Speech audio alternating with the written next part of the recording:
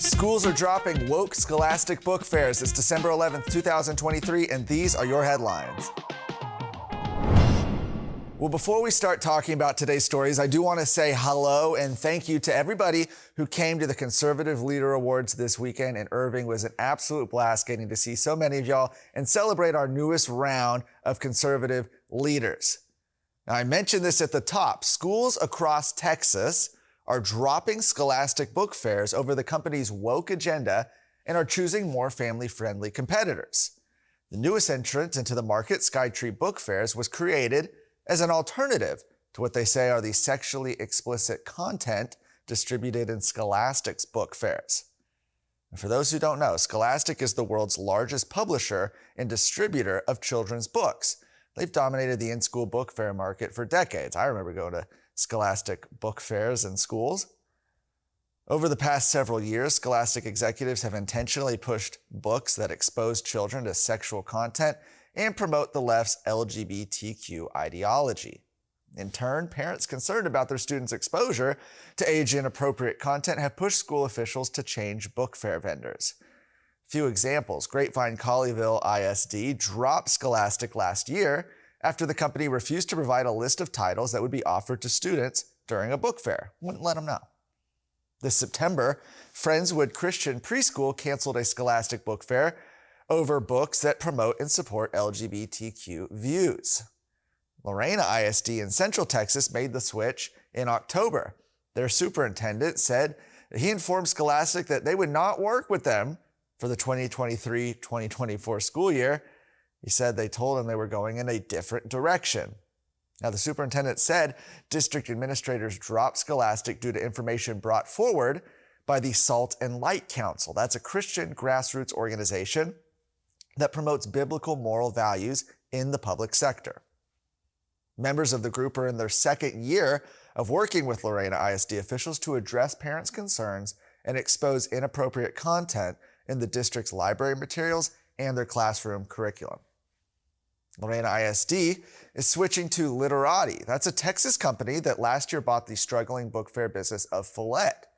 They are a top vendor of K-12 school library books and technology.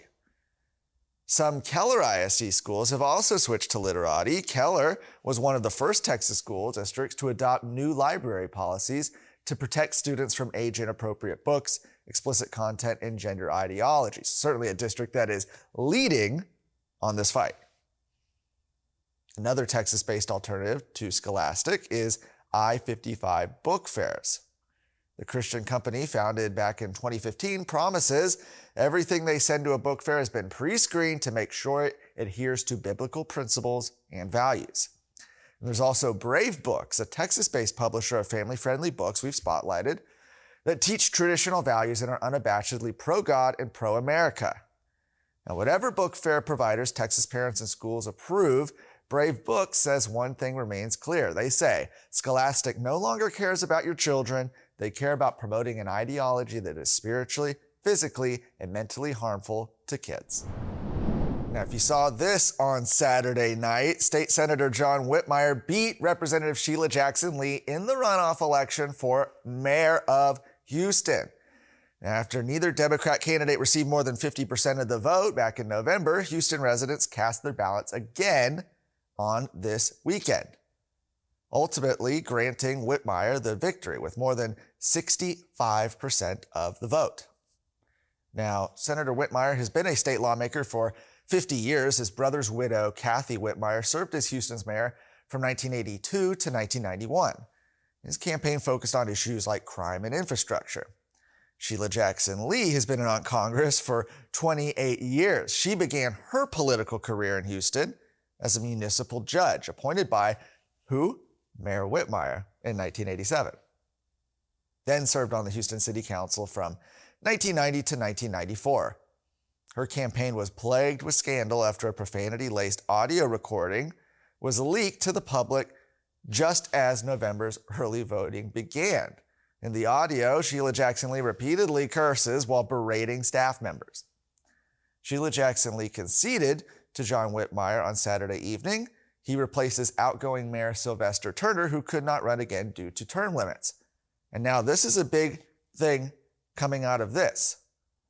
With Whitmire going to be sworn in as mayor of Houston, he'll be leaving the Texas Senate. With his departure, that means there will no longer be any Democrat committee chairs in the Texas Senate.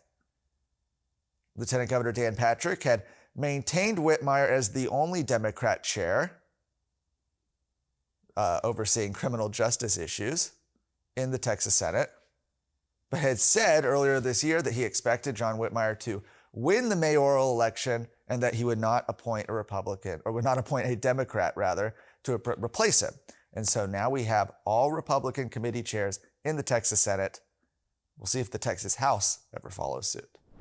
If you're not watching the Luke Macias Show, then you are not as engaged as everybody else is in Texas who's trying to make a difference, knowing exactly what's going on so that they can take action on the things that really matter. Guys, watch us on the Roku app for Texas Scorecard. Watch us on YouTube. Listen to us on Apple Podcasts, Spotify. Get engaged, get more informed, so together we can actually make a bigger difference on things that matter for the future of Texas. God bless you.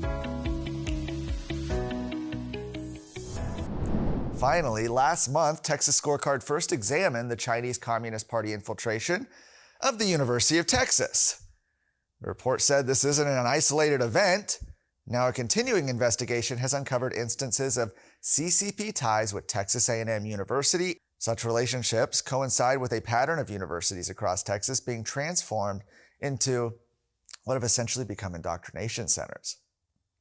Concurrently, these state institutions have exposed themselves to significant geopolitical threats. This is the topic of the latest investigative article by Texas Scorecard, Robert Montoya, looking at Chinese Communist Party influence at Texas A&M University. You can check that article as well as the latest news of the day at texasscorecard.com.